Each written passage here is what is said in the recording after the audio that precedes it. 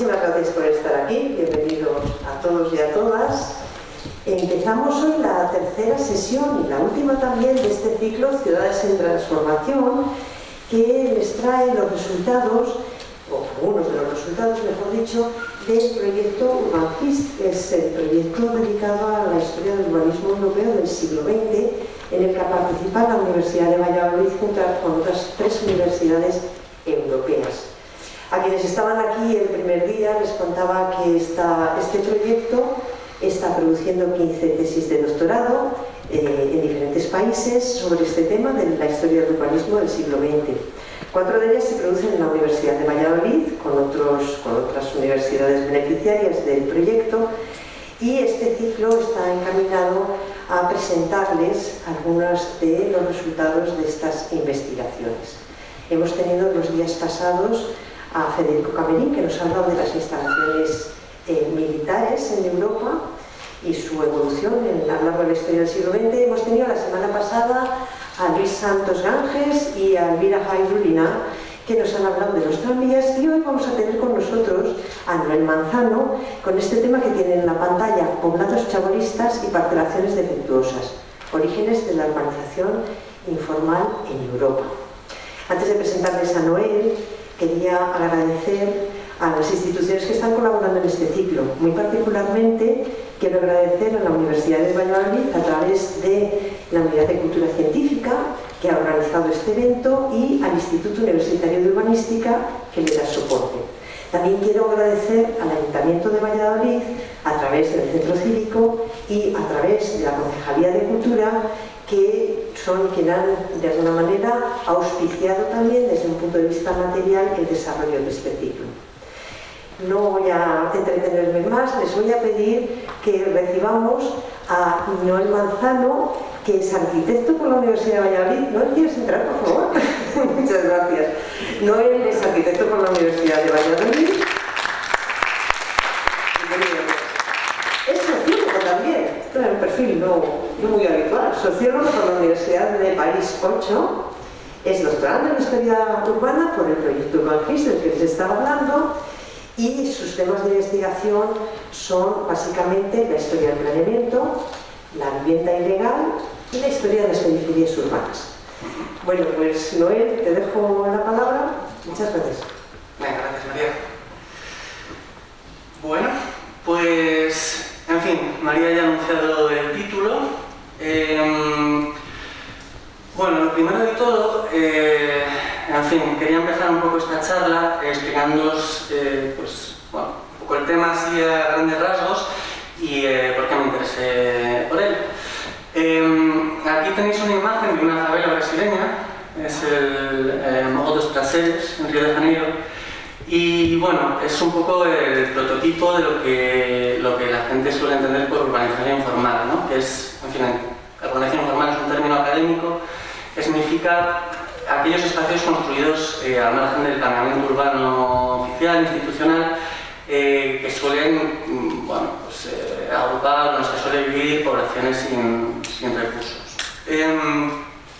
Bueno, yo en 2014-2015 estuve viviendo en Brasil, en Río de Janeiro, y bueno, pues, desde siempre, al menos desde que empecé la carrera de arquitectura, pues me interesaban este tipo de espacios, y tuve la oportunidad de estar en parte investigando allí, y me llamaron la atención 2 cosas. Bueno, yo estaba allí en un departamento de antropología urbana, había mucha gente investigando pues muy varios aspectos de las favelas, había gente que investigaba temas de drogas, temas de la policía, la educación en las favelas, pero me llamó la atención que había muy pocos trabajos, o yo en ese momento no encontré ninguno, sobre cómo estos espacios habían surgido y cómo habían evolucionado en cuanto a espacios, en cuanto a barrios. En fin, otro tema que me llamó la atención fue que, bueno, allí di una pequeña charla sobre la historia del urbanismo en Madrid y tal, y la gente pues no entendía, o les llamó muchísimo la atención que en Madrid hubiese habido chabolas. La gente pensaba que una cosa así, pues en Europa, en la Europa del siglo XX era algo inimaginable, ¿no? Entonces, bueno, de vuelta ya para aquí, para España, pues, en fin, comencé una investigación sobre algo que extrañamente parecía muy novedoso, que es la historia de este tipo de espacios. Bueno, aquí he puesto 4 imágenes que corresponden a los años 50 de 4 urbanizaciones, 4 espacios de urbanización informal. Bueno, me habría gustado hacer un pequeño juego, lo que pasa es que somos bastantes, pero bueno, me gustaría que pensaseis cuál de estas imágenes corresponde a la imagen que hemos visto anterior, ¿no? ¿Cuál de estos espacios son una favela, la favela del Morro dos Passeres en 1950? Bueno, no voy a dejarlo mucho tiempo, la solución es que es la de arriba a la izquierda. Como veis es totalmente distinto, son unas casitas un poco precarias, pero que por supuesto no tiene nada que ver con lo que es ahora mismo aquella favela. La de la derecha es una township, que se llama. Bueno, el término de urbanización informal se utiliza en genérico, pero luego en cada país o incluso cada ciudad, en cada momento histórico, tiene una denominación distinta. Porque si algo que lo caracteriza es que es global. Bueno, la de la derecha es una township en Johannesburgo, en Sudáfrica. Lo de abajo a la derecha es Bombay, en la India, también en los años 50. Y lo de abajo a la izquierda es Valladolid, es San Isidro, que es una imagen que me ha cedido María Castillo en la investigación que ha hecho ella.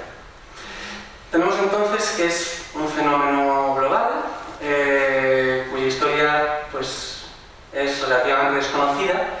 Y bueno, cuando empecé a trabajar en esta investigación con María Castillo, pues empezamos a plantearnos si vamos a estudiar la historia de la urbanización informal, ¿dónde plantamos los orígenes, ¿no? ¿En qué momento empezamos a hablar de urbanización informal? Y bueno, pues la primera cuestión es que parece que es algo que siempre ha existido, ¿no? El hecho de construir una pequeña casita para refugiarse y, bueno, con pocos medios, pues en principio es algo que probablemente viene desde la antigüedad, ¿no? Aquí en la imagen de la izquierda podemos ver una representación de un tratado del siglo XVIII de arquitectura en el que se habla de la choza primitiva, ¿no? Como una especie de imagen idealizada, mítica de lo que pudo ser la primera arquitectura, que es, pues eso, 4 palos, un techo y poco más. Estos días atrás, preparando esta charla, pues puse en internet choza, ¿no? A ver qué aparecía. Una de las primeras imágenes era esta, ¿no? Una imagen de Estados Unidos de principios del siglo XIX, pues que al final, bueno, pues no es tan distinto a las imágenes que hemos visto antes, ¿no? Son un cuarto muy pequeñito, un tejadillo y poco más. Entonces, ¿cuál es el origen de la urbanización informal? Pues bueno, de nuevo discutiendo con María, llegamos a la idea de que si siempre ha existido y sin embargo llega un momento en que este tipo de urbanización, que se define como urbanización al margen del planeamiento urbano, llega un momento en que nace, pues probablemente sea en el momento en el que nace el planeamiento urbano, ¿no? Porque, claro, las ciudades siempre han estado más o menos planeadas, siempre ha habido pues, pequeños proyectos de embellecimiento, algunas zonas concretas en las que se ha hecho un ensanche, pero la planificación urbana como tal, el conjunto de la ciudad, el conjunto del espacio urbano, es algo que es bastante reciente, es algo que en Europa pues, surgió en algunos países a finales del siglo XIX, en otros empezó más a principios del siglo XX. Y una cosa que nos planteábamos era, bueno, si sabemos cuándo empezó el planeamiento urbano, porque eso sí que se sabe, está perfectamente establecido, ¿será ese el momento en el que nació la urbanización informal? Es decir, cuando se empezó a planificar la ciudad, empezaron a haber espacios que molestaban, empezaron a haber espacios que se consideraron problemáticos, y de ahí viene toda esta historia. Y bueno, esta es una cartografía que he hecho. Estuve una temporada buscando términos equivalentes de urbanización informal en Europa, porque como os he dicho hay un montón de términos locales que se utilizan. Y al final, pues buscando, he conseguido hacer un mapa, una cartografía de los lugares donde he encontrado este tipo de espacios en el siglo XX europeo. Y aquí veis que, bueno, al parecer estuvo en todos sitios, en todas las grandes ciudades europeas hubo espacios de lo que aquí llamamos chabolas. Normalmente la gente piensa que es algo del sur de Europa porque en realidad en las últimas décadas del siglo XX fue donde más hubo, ¿no? En los países mediterráneos, en Italia, en España, en Grecia.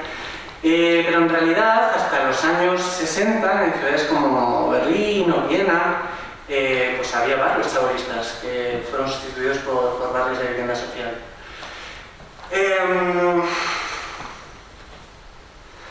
Aquí hay algunas imágenes de este tipo de espacios. Normalmente, por lo que he podido investigar, casi siempre había dos modelos, digamos, ¿no? Dos esquemas.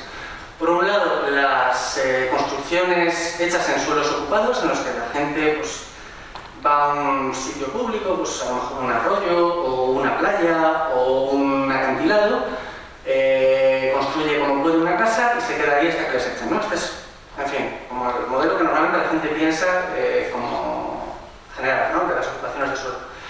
Luego había otro modelo que en realidad era mucho más frecuente, y que a mí me sorprendió, pero bueno, que es el de las parcelaciones defectuosas, es decir, en los que un promotor inmobiliario, un dueño de un terreno, cede suelos a una familia, las comercializa por bajo precio, un suelo sin ningún tipo de urbanización, sin infraestructuras básicas, sin nada, y les permite allí construir una casita. A veces esos suelos son en alquiler, entonces la casa es normalmente muy precaria, porque claro, la familia sabe que en cualquier momento pues, se puede quedar sin el suelo.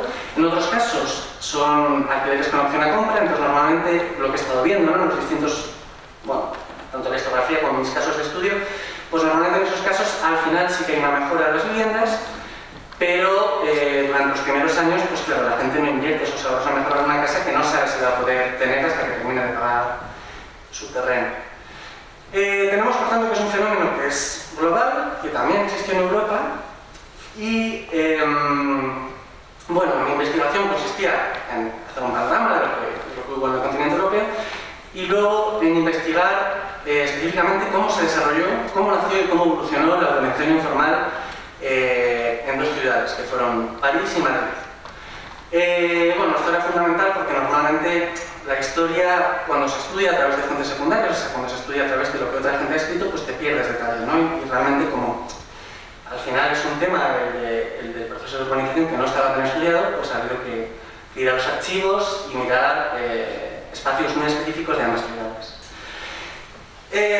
Para comprender lo que ha sido la urbanización informal, me remonto al siglo XIX, a la segunda mitad del siglo XIX, y hay que empezar explicando pues, por qué se problematizan estos espacios en ese preciso momento, ¿no? Se sabe que hay una explosión del crecimiento urbano, está la migración campo-ciudad, todo eso son cosas que más o menos pues, son sabidas. Lo que no sé por qué se habla menos es que en ese momento hubo un paradigma médico-racial, que era el degeneracionismo, que es un poco la clave, por lo menos yo considero que es la clave para explicar por qué en ese preciso momento el espacio urbano se considera como un problema, ¿no?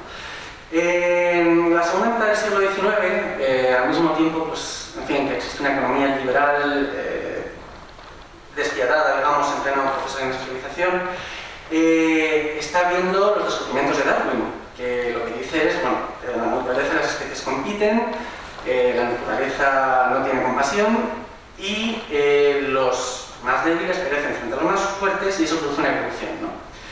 Esas teorías, pues, también lo sabéis, son una revolución científica, pero rápidamente se trasladan a la sociedad. Y además se empieza a considerar una idea que, que va a tener mucha influencia y que hoy en día está bastante olvidada, que es la idea de que si unas especies o unas razas pueden evolucionar para mejor, ¿por qué no van a poder evolucionar a peor, ¿no?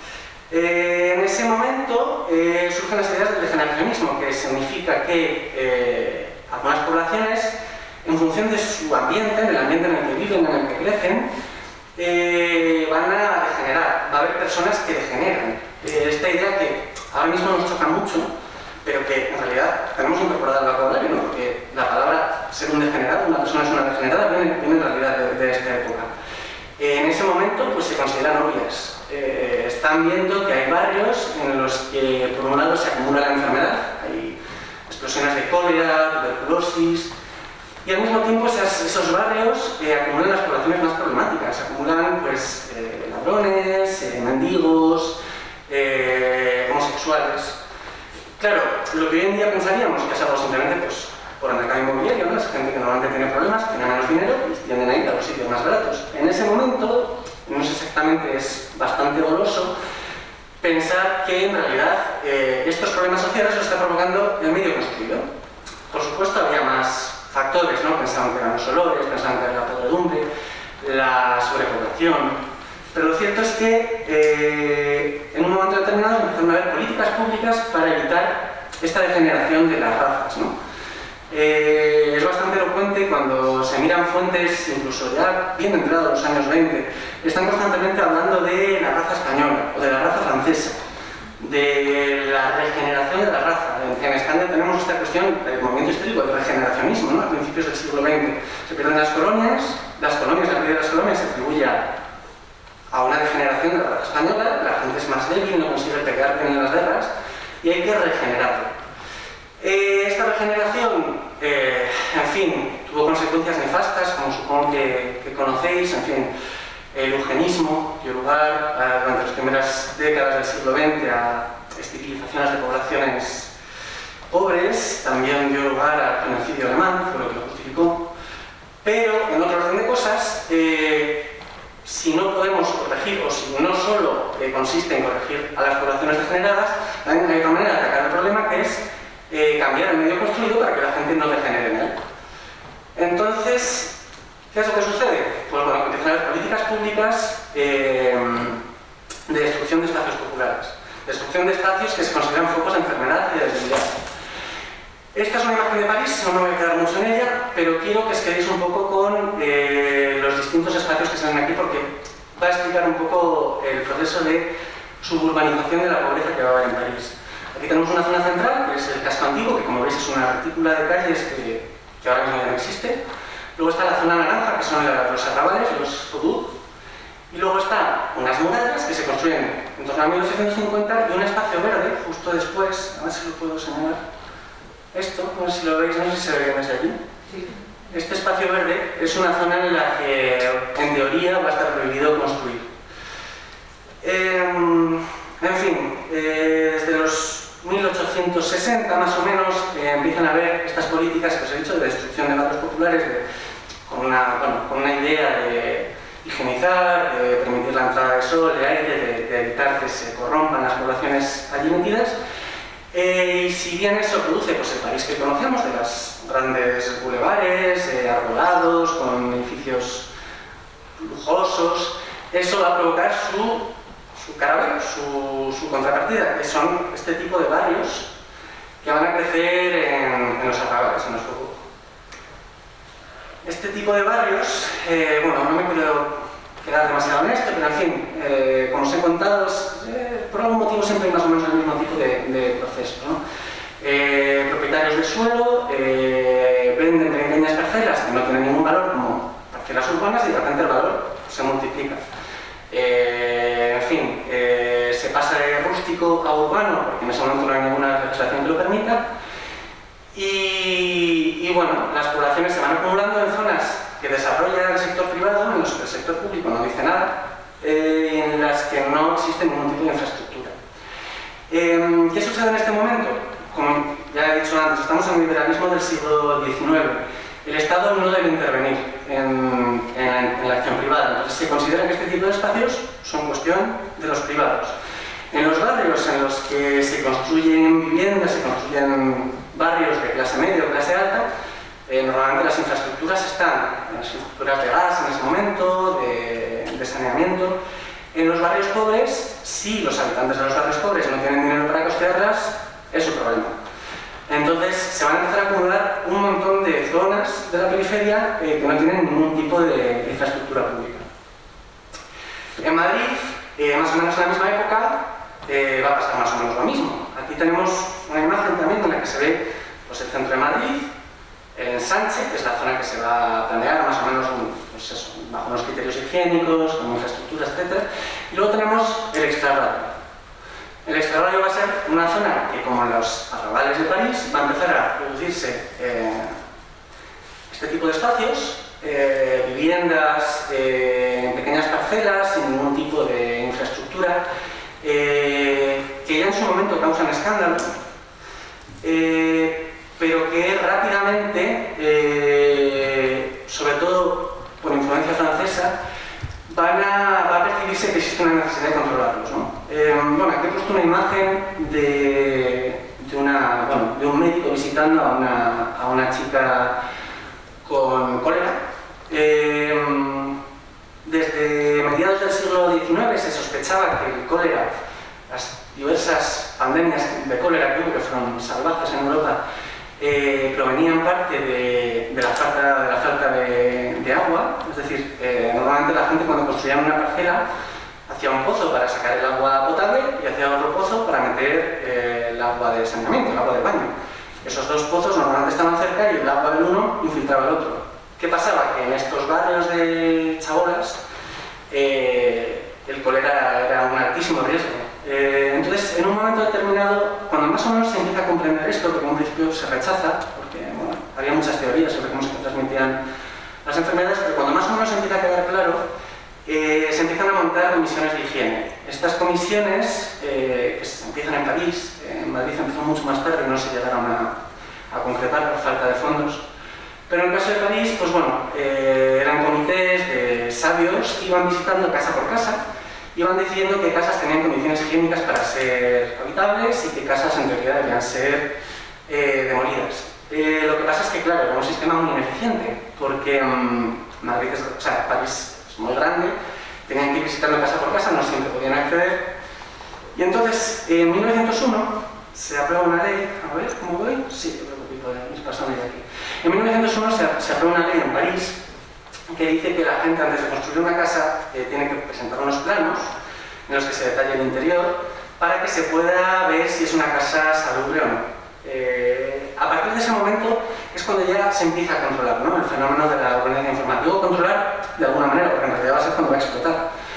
Pero es cuando ya empieza a haber una cierta problematización y se empieza a marcar un límite por debajo del cual ya no se debería de poder construir legalmente.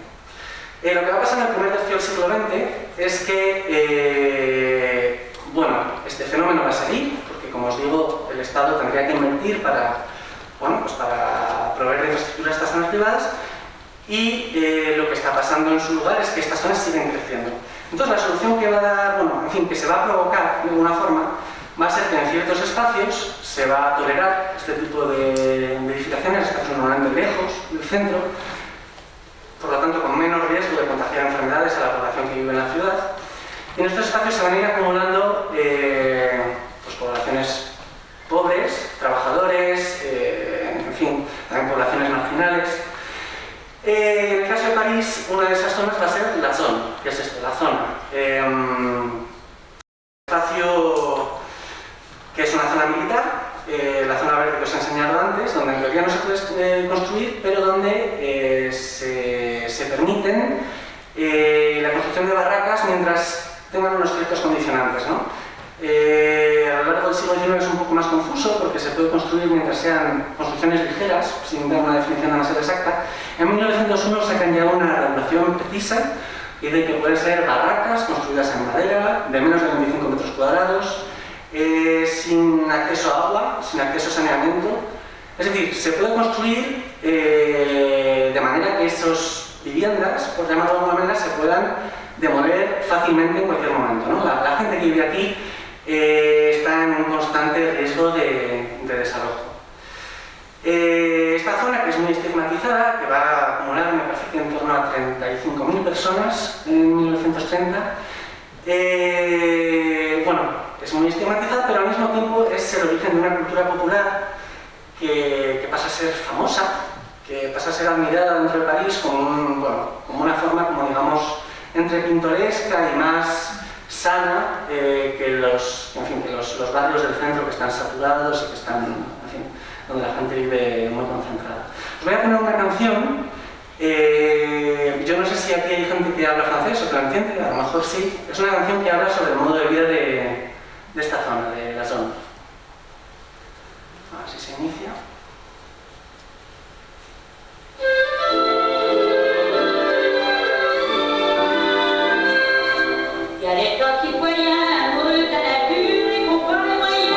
Primero, esto es un vídeo, primero hace una pequeña introducción sobre el modo de vida de las clases populares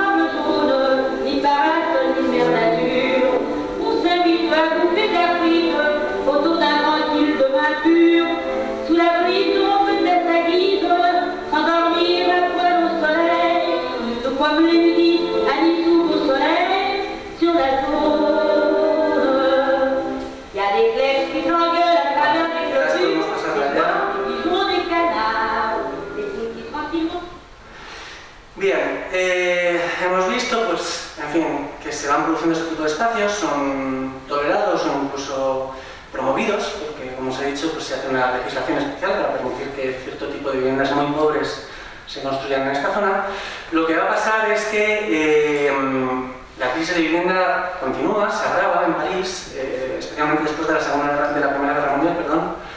Hay una crisis general de la construcción por muchos motivos. Al mismo tiempo se está mejorando los transportes, hay tranvías, hay vías de tren de cercanías, y lo que va a pasar es que la gente de París, que vive pues, en condiciones pues eso, de muy poco espacio del centro, va a saltar a la periferia.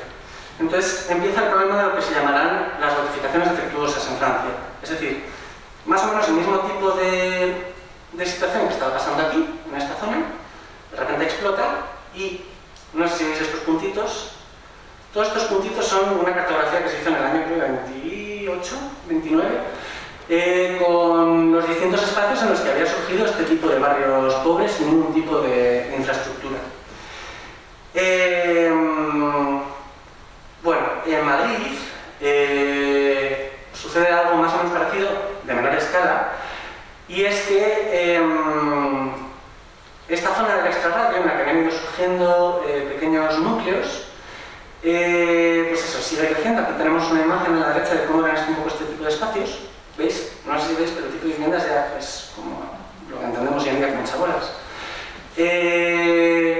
En esta época, en Madrid, se decide hacer un plan de reorganización de toda la periferia para que este tipo de espacios que más o menos se empiezan a molestar porque se van llevando a los límites de la ciudad construida, de este tipo de espacios alejarlos, ¿no? Se prevé hacer un montón de grandes vías inspirados en Haussmann, en los proyectos que se había hecho en París en el siglo XIX, demoler todas las zonas populares y, bueno, en fin, luego hay controversias, ¿no? Hay gente que quiere hacer vivienda social en estos nuevos barrios, hay gente que quiere municipalizar el suelo y que, en fin, que todo sea público, y hay otra gente que al final, bueno, pues es lo que se impone, que es, pues, simplemente renovarlos, hacer los barrios más de clase media y que la gente sin recursos, pues, se vaya a otro lado.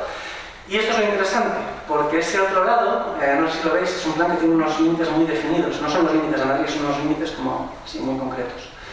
Lo que se dice es que ese otro lado, que crezca como tenga que crecer, porque al fin y al cabo las clases populares necesitan vivienda barata, y que si se forman núcleos sin agua, sin gas, sin electricidad, pues que, bueno, en todo caso que se ocupe el Estado central de solucionar, que Madrid ya tiene bastantes problemas con sus propios barrios del extrarradio que quiere transformar. Entonces, se suceden una serie de leyes que no se aprueban, se va discutiendo, hay muchas ideas.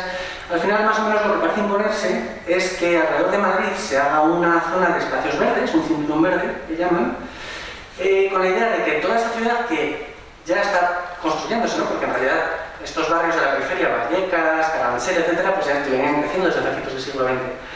Que estos barrios estén alejados para que el aire y las posibilidades de enfermedad que tienen esos espacios no penetren en Madrid, se queda en este cinturón verde y, bueno, pues no hay ningún problema. ¿Qué es lo que pasa? Que entonces, un problema que se había forjado, que era el del extrarradio, que era el de estos barrios insalubres, pues en unos años se va a reproducir fuera y va a ser el problema del suburbio, inicialmente llamado, pero que rápidamente todos vamos a conocer como chabolismo, ¿no? Aquí tenemos pues una imagen, pues de nuevo, ¿no? Es muy parecida. Esta es una imagen ya de ventas, es decir, por aquí, más allá del límite en el que ya la gente pues ha empezado a construir en mitad de nada.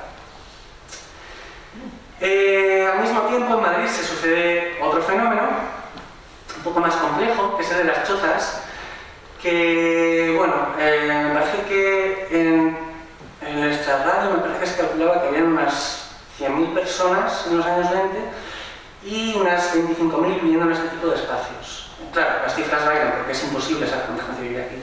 Hay algunos que estiman 10.000, otros 25.000, fuentes históricas, digo. Pues simplemente pues eso, se empiezan a ocupar suelos, en ocasiones son suelos privados, entonces hay sospechas de que la gente, pues para construir su pequeña chabolilla o barraca, pues está pagando un mini alquiler. En otros casos, pues directamente se ocupan suelos, se construyen hasta que se demuelen. Madrid va produciendo operaciones de desalojo, más o menos constantes, desde 1900 hasta los bien entrados 1930.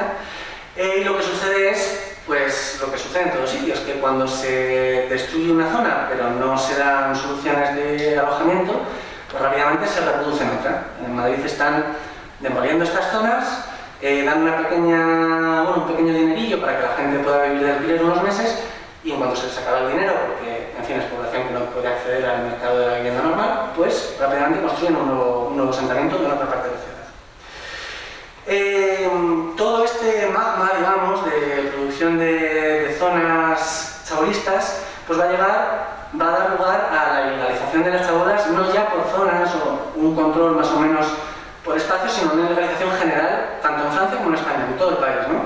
Se empiezan a producir leyes, no ya planes, sino leyes que no tienen un espacio concreto de actuación, sino que son todo el Estado, que prohíben construir pues, por debajo de ciertos estándares de calidad, sin infraestructuras de saneamiento, etc. En Francia, no os lo he explicado bien, pero todos estos espacios, por supuesto, aparte del riesgo sanitario que tenían, tienen un riesgo económico también, que es que bloquean en cierto sentido el crecimiento de la ciudad, hacen que para construir para construir una carretera, un ferrocarril haya que expropiar zonas, también hacen que el mercado inmobiliario se quede constreñido, ¿no? Porque la gente no quiere ir a vivir con este tipo de vecindades. Pues además de estos factores hay un factor también político que lleva a que se intenten transformar estas zonas, ¿no? Que es que estas zonas han empezado a votar al Partido Comunista. Estamos en los años 1920, la revolución soviética, la revolución rusa, pues lleva desde el 19, si no me equivoco, y 17, sí, puede ser, perdonad. En fin, estos espacios son una amenaza, ¿no? Entonces, el Estado francés, de una manera muy inteligente, creo yo, lo que hace es decir, pues vamos a subvencionar que estos espacios se regularicen, vamos a construir infraestructuras. Los habitantes van a tener que pagar una pequeña parte, pero prácticamente todo va a correr de cuenta del Estado. Entonces, en unos pocos años, desde el año 28 hasta más o menos el año 35, se van a transformar totalmente. Lo habéis visto, supongo. Esta es la misma calle en el 28 y en el 33, ¿no? ¿Veis? La inversión pública pues rápidamente soluciona el problema. Pero, eso sería muy largo de debatir, pero hay algunas zonas que no llegan el Estado no llega a cubrirlas, ¿no? Entonces el fenómeno va a persistir de una forma más reducida y sobre todo más clandestina, porque claro, ahora ya es ilegal construir este tipo de espacios, antes no, ahora ya la gente va a tener que empezar a construir de noche, los fines de semana, ahora explicaremos un poco más. En Madrid la solución es distinta. En Madrid se promueve el primer plan de urbanización de Madrid, en el que lo que se dice básicamente es: tenemos estos espacios que no nos gustan, pues vamos a hacer que sea ilegal construir en estas zonas. Entonces, estos espacios verdes que veis por aquí, veis que hay muchos por Vallecas, en fin, por las zonas de Carabanchel, etc. Pues estos espacios se sobreponen a las zonas en las que han ido creciendo estos barrios de chabolas. Entonces la idea es, hacemos que esto quede fuera de la ordenación, que se llama, es decir, que ya no se puede mejorar las viviendas, ya no se pueden rehabilitar, se van a ir acabando perdiendo por sí mismas, y a la vez impedimos que nuevas viviendas se construyan y ya está, problema solucionado. ¿Qué es lo que pasa? Pues lo contrario. Lo que pasa es que la gente que tiene suelos en estas zonas, cuando ven que ya no pueden construir viviendas, ya no se puede vender de una forma normal, ya no se puede, pues pierden mucho valor, ¿no? Entonces, ¿qué es lo que van a hacer? Pues empezar a venderlas bajo cuerda. Van a decir, yo te vendo una parcela, te la vendo a plazos, muy baratita. En el contrato vamos a poner que tú no puedes construir una casa, pero tú tranquilo, que aquí no pasa nada, ¿no? Ves que aquí hay unas zonas que todavía están, porque claro, en Madrid las zonas antiguamente desarrolladas como chabolas permanecían. ¿No ves que aquí hay unas casas que son también así, que han construido la gente y que no hay ningún problema? Pues tú no te preocupes, que tú tampoco lo vas a tener. Entonces, ¿qué pasa? Pues que se produce el chabolismo. Empieza a llegar población rural, este sistema... hay gente que dice que el régimen franquista también colabora, porque también hace falta mano de obra en Madrid. En fin, es complicado, ¿no? Saber por qué no se ponen a controlar el territorio de una forma más eficaz desde el principio. Pero lo cierto es que este modelo se propaga, se desarrolla y bueno, creo que eso es más o menos conocido lo que pasa después, ¿no? En París está pasando algo parecido, pero un poco distinto, porque en París las leyes han estado un poco mejor diseñadas. Entonces es muy difícil vender un terreno y decir que se construye allí, ¿no? Ya desde los años 20 eso ha quedado blindado, entre comillas, ya el propietario que hace eso se le cae el pelo. Entonces lo que empiezan a surgir son ocupaciones de espacios vacíos. Aquí vemos una imagen, no sé si conocéis París, esto es la Défense, ahora mismo esto está lleno de rascacielos. Bueno, pues lo que sucede es que la gente que llega a París a trabajar, el mercado inmobiliario está imposible, no hay manera de comprar piso, entonces lo que la gente va haciendo es, cerca de la fábrica donde va a trabajar, preguntan, el encargado le dice, bueno, mira, hay un terreno vacío, conocemos unos trabajadores que han construido ahí una casita, de momento no hay ningún problema, la gente va haciendo como puede este tipo de espacios. Nos sorprenderá, no sé si veis la diferencia, en el caso de Madrid, son viviendas muy precarias, pero son construidas con materiales duros. En el caso de París, siempre se ven estos materiales como de desecho, ¿no? Esto no es casual, esto es porque la ley francesa, bueno, los jueces franceses consideran que este tipo de espacios, pues hay una ley urbanística que prohíbe construirlos, pero que si se construye algo como esto, que esto no es una casa, y entonces no se le puede aplicar la ley urbanística. Se van demoliendo los espacios que se construyen con un poco de materiales un poco más sólidos y sin embargo se respeta, entre comillas, este tipo de viviendas. Entonces también van creciendo. En fin, no me voy a alargar mucho más. Algunas conclusiones, ¿no? Bueno, lo que ha ido avanzando. Desde finales del siglo XIX hay un interés por controlar este tipo de espacios, por hacerlos desaparecer. Hay muchas razones, os he enunciado razones sanitarias, también razones económicas, como os he dicho, pues un tema de crecimiento de la ciudad y del tipo de crecimiento que se desea. Hay también una cuestión de prestigio que no he mencionado mucho, que es que estamos hablando de Madrid y de París, ¿no? Son dos capitales, que tienen que pues proporcionar una imagen al exterior del mundo de lo que es una capital de un gran país europeo.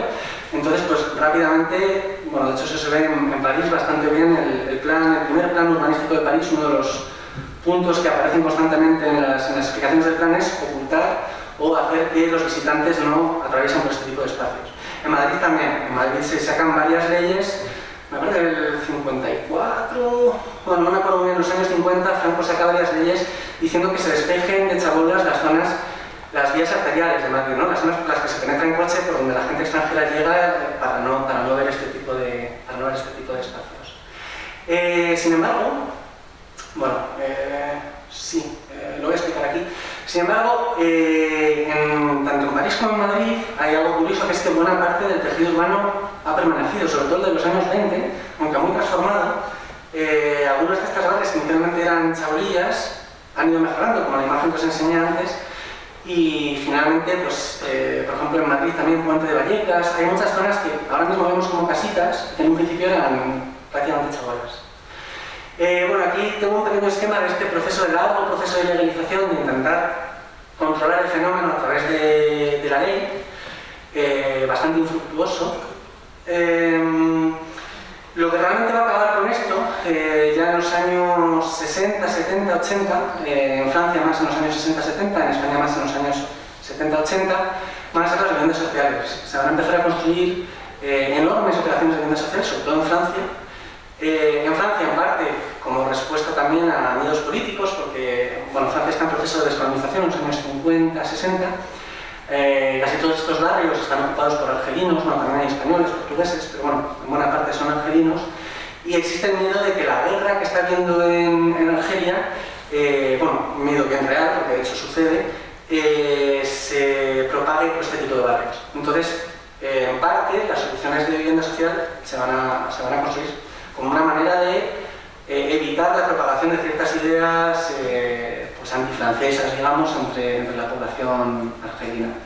En España esto se soluciona sobre todo, ya durante el franquismo había habido planes de vivienda, plan de absorción Educación, el Plan de Urgencia Social, que promueven bastante vivienda social. Generalmente, bueno, pues tienen prioridad gente afín al régimen. Yo en los archivos he estado mirando, siempre es por recomendaciones de algún párroco o gente que, pues que ha participado en la guerra, en fin, se le da un cierto cariz ideológico a los realojos, pero en cualquier caso en Madrid también se ha trabajado mucha población y sobre todo en los años 80 se realiza un gran plan enorme, que es el plan de barrios. Bueno, el caso es que aquí tenemos un poco el resultado de esta herencia, que es que tanto en Madrid como en París han desaparecido masivamente este tipo de espacios, pero entre comillas su herencia sería estos barrios de vivienda social que tenemos hoy en día, ¿no? Por supuesto no es una herencia directa, en estos barrios hay otro tipo de población, ha habido mezclas, ha habido cambios, pero lo cierto es que los suelos que se expropiaban en los años 60, 70, 80 para demoler estas chabolas se han sustituido, fueron reutilizados en buena parte, bueno, tanto para parques como para zonas de vivienda social en las que se realojaron estas poblaciones.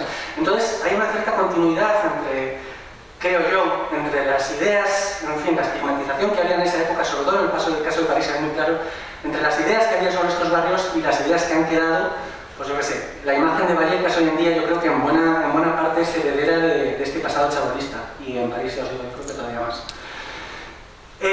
Bueno, quería hacer un pequeño epílogo, me salgo ya no es una cuestión de orígenes, ¿no? Ya es el presente.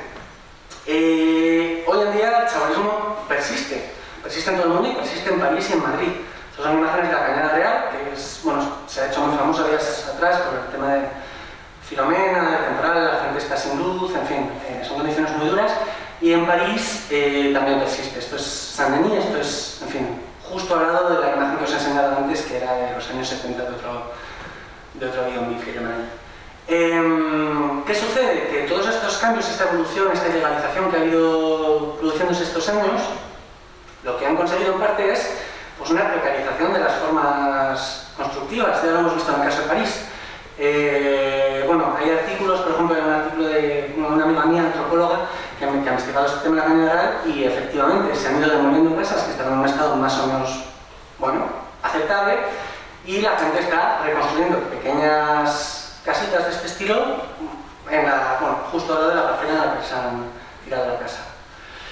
Y bueno, ya para finalizar una reflexión un poco polémica, no sé muy bien cómo abordarla, pero bueno, hemos visto que este proceso de ilegalización de la vivienda al final ha dado lugar a que se reproduzca de maneras insospechadas, ¿no?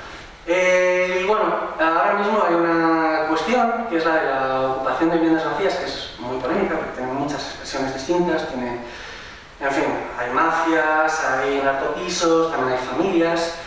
Pero lo cierto es que yo me planteo si esto en realidad no es un chabolismo invisible, ¿no? Porque realmente hemos tenido un proceso en el que se ha ido prohibiendo cada vez más construir una casa, un techo, simple, sencilla, y ha llegado un momento en que hay ciertos tipos de poblaciones en las que realmente, si no tienen dinero para alquilar un piso, que es algo que por desgracia pasa, y si no hay viviendas sociales, que es algo que en general también pasa, por lo menos viviendas en alquiler, es decir, una persona, para conseguir una vivienda social, una persona que está en riesgo de exclusión normalmente no puede comprar un piso, no puede entrar en una hipoteca. Entonces, en fin, si no hay viviendas de alquiler social, pues al final se está produciendo este tipo de fenómenos que a mí me parecen un chabolismo invisible, me parecen más o menos el mismo tipo de ilegalidad, el mismo tipo de población, el mismo tipo de problema, solo que menos visible. Ahora es muy polémico, insisto, pero yo, bueno, esto lo empecé a estudiar en 2013, en ese momento nadie hablaba de ello y aparentemente no existía. Y eso es todo.